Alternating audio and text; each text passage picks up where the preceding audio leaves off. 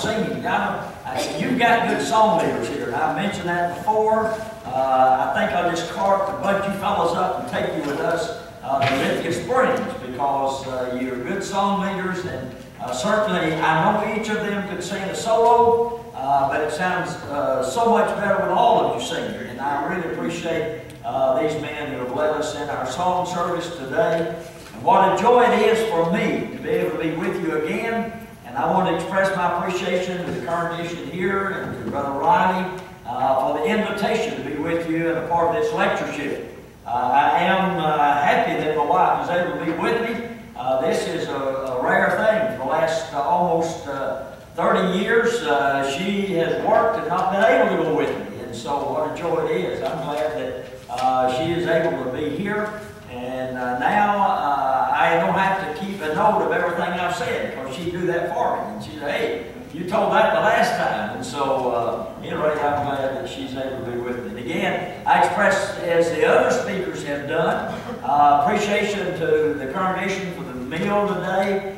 It's always a pleasure to enjoy the fellowship and to enjoy the meal. Brother Riley, you've done a great job, and the speakers that you have had I know before me. I always love to hear all of these men. The first time Brother Andrew, I got to hear him today. I know he does a great job and really appreciate it. Brother Johnny, Brother Randy. I found out, now I can call on Brother Allen and Brother Randy. Both of these men are Greek scholars, and so I'm not a Greek scholar. So when I want to find out something about the Greek, I'll be able to call these men and get an answer to my question. But it's great, isn't it, to be with men who know the Word of God as these men do, and who have the determination and the courage and the zeal to preach the gospel of Jesus Christ. Paul said in Romans 1 verse 16, I'm not ashamed of the gospel of Christ.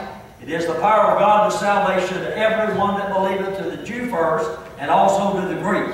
Brother Randy, I know, mentioned, and he did just a tremendous job talking about going to sleep. Someone said if all the members of the church were laid end to end, they'd all feel a lot better. But at any rate, he did a great job with his message. And I thought about the lady whose husband had died, and on his tombstone she had put the words, "The flame has gone out."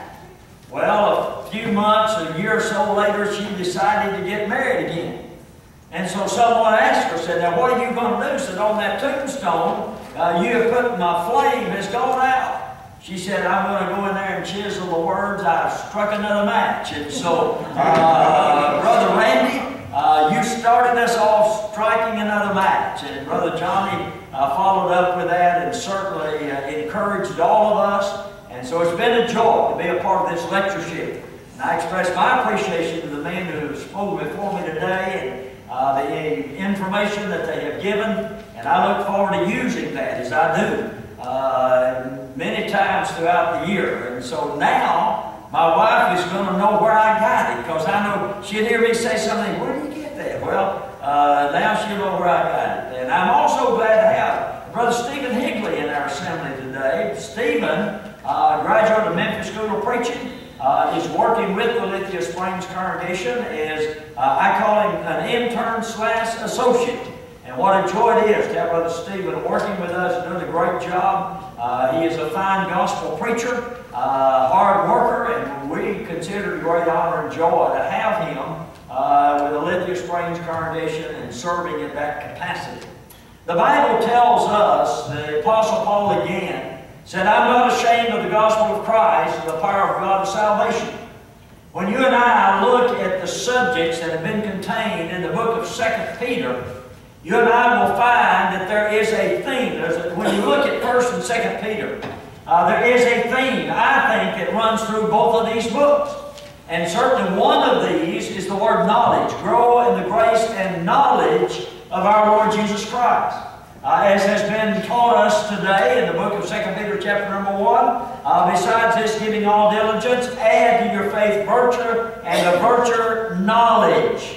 When you and I study again in the book of 1 and 2 Peter, not only do we see the power of knowledge, but there is a word that you will find, or either a derivative of that word throughout 2 Peter, and that is the word remember. For an example, if you'll go to 2 Peter chapter number 1, verse number 12, that Brother Andrew had brought to our attention earlier today, and he said, I would not be negligent in bringing to your remembrance. And then when you follow along further, you'll find again that he uses that phrase, stir up your minds by way of remembrance. And then when you jump over to the 3rd chapter of 2 Peter, in verse number 1, he says again, I stir up your pure minds by way of remembrance. That you and I need to have an understanding, and we need to remember these things.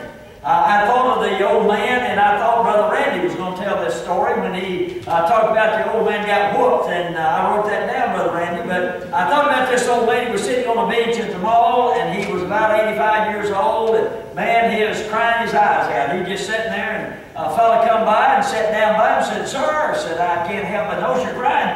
He said, what's wrong? He said, I've got the greatest wife in the world. He said, yeah, I know. He said, what's wrong? He said, well, my wife, she's wonderful. Said, she's beautiful. He said, I'm 85 years old, and said, I married this beautiful young lady. She's only 35 years old, and says she can cook, and she can take care of the house, and in the afternoon, she just treats me so wonderfully, prepares for her. And he said, well, sir, why are you crying? He said, I can't remember where I live. And so you and I need to recognize that we stir up our pure minds by way of remembrance. As you and I look at the book of 2 Peter, chapter number 2, and we look at verses 17 through the end of that chapter, we find that he makes, as Peter writes and makes a statement to these people, when he points out to them, he said, you are wells without water. He said that you are a cloud that is moved by the tempest. And he said, the midst of this, in whom the mist is reserved in darkness.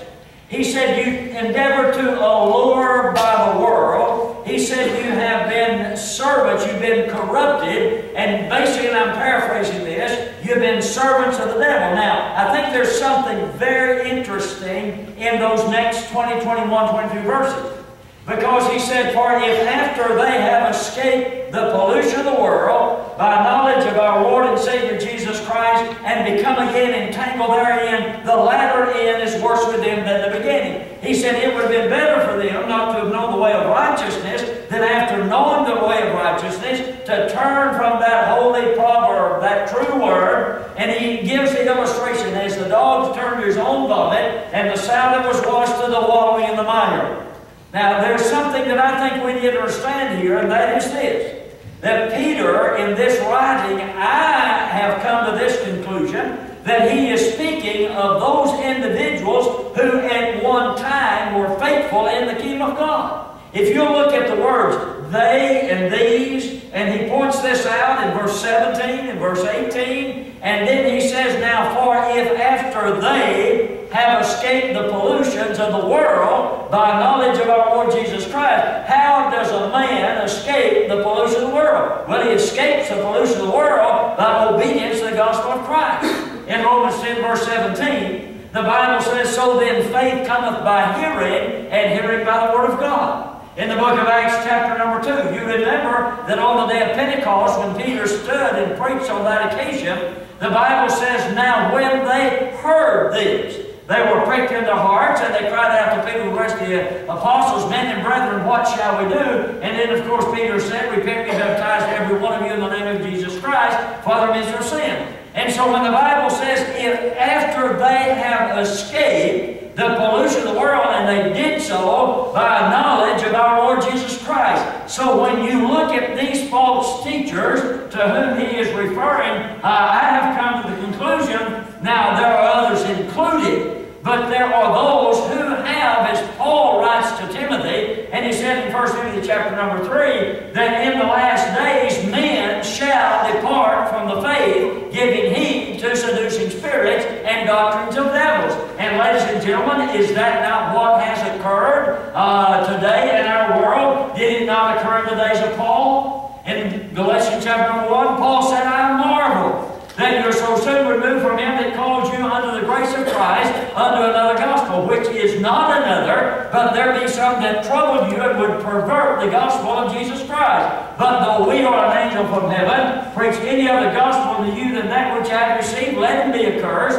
As I said before, so say I now again. If any man preach any gospel unto you than that which I have received, let him be accursed.